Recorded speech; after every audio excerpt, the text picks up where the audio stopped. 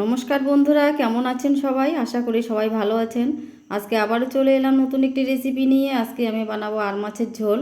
আর মাছটাকে এভাবে কেটে নিলাম। আর নিয়েছি এখানে আলু, একটি টমেটো, কাঁচা লঙ্কা, পেঁয়াজ, রসুন, আদা।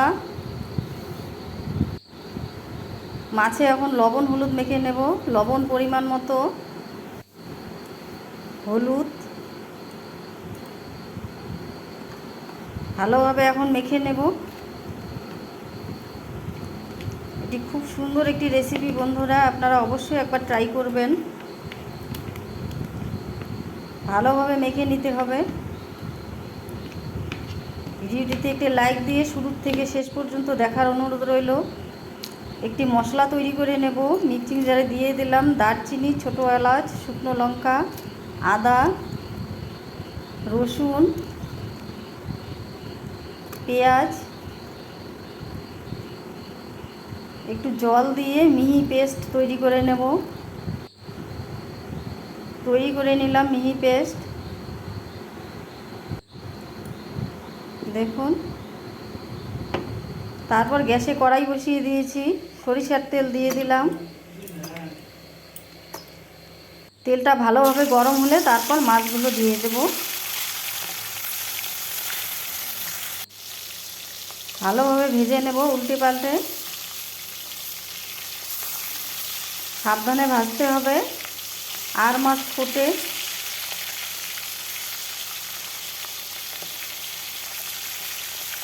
এইভাবে সাবধানে উল্টে দেবেন।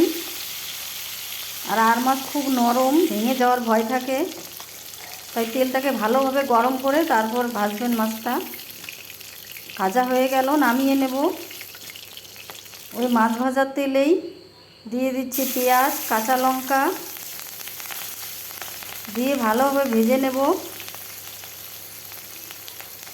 পেঁয়াজটা লাল লাল করে ভেজে নিতে হবে। দেখুন, এরকম লাল লাল হয়ে গেছে। তারপর দিয়ে দেব কেটে রাখা আলু। আলুটা দিয়েও বেশ কিছুক্ষণ সময় ধরে ভেজে নিতে হবে। এইভাবে ভালোভাবে আমি ভেজে নেব। আমার চ্যানেলে যারা নতুন বন্ধু তাদের কাছে অনুরোধ রইল, আমার চ্যানেলটিকে সাবস্ক্রাইব করে আমার পাশে থাকবেন। পুরনো বন্ধুদের অসংখ্য ধন্যবাদ।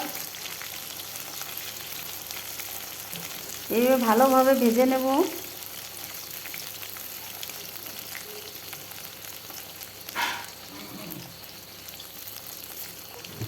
আপনারা অনেকে অনেকভাবে খেয়েছেন, আমি যেভাবে বানাচ্ছি একবার এভাবে বানিয়ে দেখবেন। তারপর দিয়ে দিলাম কেটে রাখা টমেটো, লবণ পরিমাণ মতো, হলুদ 1 চামচ দিয়ে ভালোভাবে ভেজে নেব। টমেটোটা যেন ভালো করে ভাজা হয়।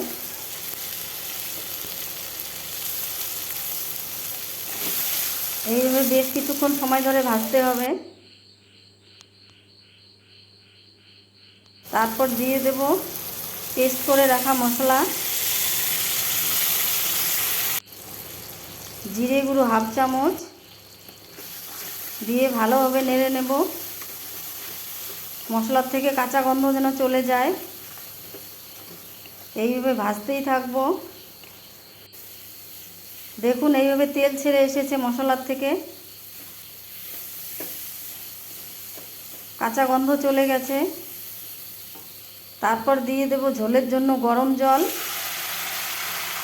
জলটা আপনারা আপনাদের পছন্দ মতোই দেবেন, যে যেমন গ্রেভি পছন্দ করেন সেই হিসেবে জলটা দেবেন। আমি বন্ধুদেরকে একটি কথা বলতে চাই, অনেকে আছে ভিডিও না দেখে কমেন্ট করে বেরিয়ে যাচ্ছেন, এরকম করবেন না প্লিজ। তারপর দিয়ে দিলাম ভেজে রাখা মাছগুলো। মাছগুলো দিয়ে আবারও কিছুক্ষণ রান্না করে নেব। রান্নাটা প্রায় হয়ে এসেছে আমার, গ্যাসটা বন্ধ করে দিলাম। তো বন্ধুরা, কেমন লাগলো আমার আজকের রেসিপিটি অবশ্যই কমেন্ট করে জানাবেন। ভালো লাগলে লাইক, শেয়ার, সাবস্ক্রাইব করে আমার পাশে থাকবেন। পাশে থাকা বেল বাটনটি প্রেস করে রাখবেন। আমি যখনই কোনো রেসিপি আপলোড করব সবার আগে আপনাদের কাছে